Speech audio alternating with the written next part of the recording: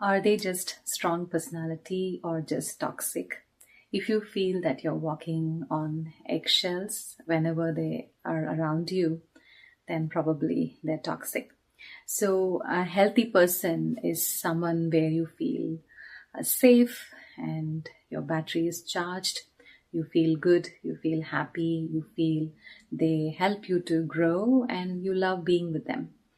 But whereas a toxic person is when you're with this person, your battery drains and there is a lot of arguments and you feel that you need to prove yourself to them and you are always at fault when you're with them and they never admit their fault. A difference between a person you have a conflict and or a person who has just a bad mood and a toxic person is a person with a bad mood is maybe is reacting or is angry for that moment, and then you can go and later on they come to you and you can get along with this person. They apologize and they say it was just a flare they had.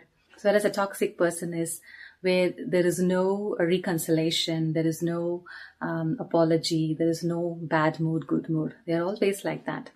And so there's a lot of manipulation that goes on. Sometimes you may doubt, is it just their personality or are they toxic and are they doing it purposefully or is it just there? A toxic person would manipulate you, would gaslight you and make you doubt yourself.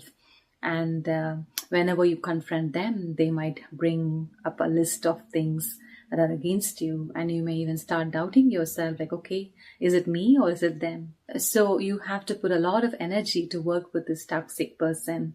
And often there is no harmony. There is draining of energy and you doubt yourself. Your self-esteem goes down. And there's always a lot of work to please them or to make them happy. Even if they always find a problem or they always find a complaint against you. So you never get a certificate of happiness or love from them. And that drains the self.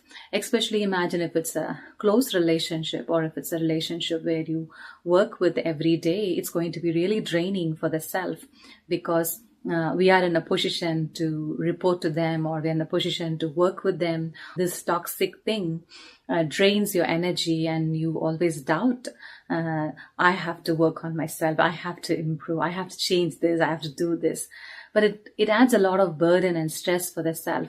So one of the methods is to first identify, is it them or is it you? So where these are the signs of a toxic person. They never admit their fault. You are always putting up for them. You're always trying to please them. And there's no harmony between you and them. And even if a sense of love, acknowledgement, harmony comes, it is very fragile. It breaks very quickly. So, and you're not able to hear your own voice because your voice is embedded or just shaded by their voices or what they say to you, their comments and what are the projects they give you to work on yourself. So it's a very unhealthy situation because one person is always pressurizing the other person to change or to be the way they want you to be. So that's the definition of a toxic person. So the first thing to do is identify, are they toxic or are they reasonable? And second is to really sit and accept yourself without their voice or without their bias or without their comments and criticism, is to really see and acknowledge and love the self and to remove all the labels and expectations they have on you. That's second. Third thing is to create a boundary, a healthy boundary between you and them. And if at all you have to work with them or live with them, so there is a minimum transmission of information. You don't talk much with them. You don't have to share much with them. So you keep your expectations very low. You just do the bare minimum.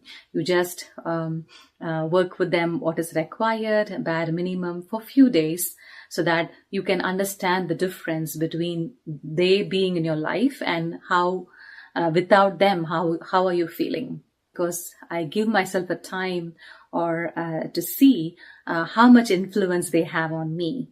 And so for a few days, I limit my communication. I do the bare minimum with them and I keep it to myself. And then you see the difference between they being in your life and they not being in your life. And that gives a great difference of how much toxicity they add in your life. So that's the third thing. And fourth, a detachment also helps a lot in this. Detachment is to really create that distance emotionally, to lean on this person for your happiness or for acknowledgement or for respect, and to really draw that boundary. And fifth one is to have the courage to listen to your inner voice, to listen to your own thoughts and feelings and acknowledge them, and to stand up for them and to express your own thoughts and feelings, and to be in that self-esteem that I don't have to prove myself to anyone, and I have to that I give that love and care for myself. I respect myself, so I don't have to put myself out there so that people can, especially this toxic person can, respect me or, say that I'm good.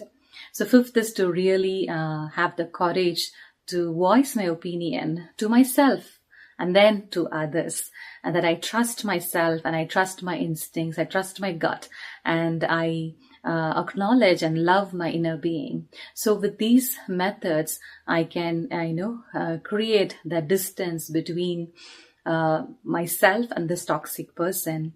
Having a strong sense of self-esteem and independence and respect for the self allows you to be free from the toxic person's influence, because sometimes they may even exploit your kindness and love and compassion, and they may even give a silent treatment, or they manipulate you, and they push your boundaries of kindness and love. And then because they are very strong in what they're doing, sometimes we give in. And when we give in, then it's again a cycle. It's again a loop. Then they do the same thing back to me. And I feel exploited, like I have been manipulated to do this for them or to say this for them. Because a toxic person might be toxic just because of their unhealed trauma or their past life experiences. Or they're toxic because they can get away with things and that's how their personality is.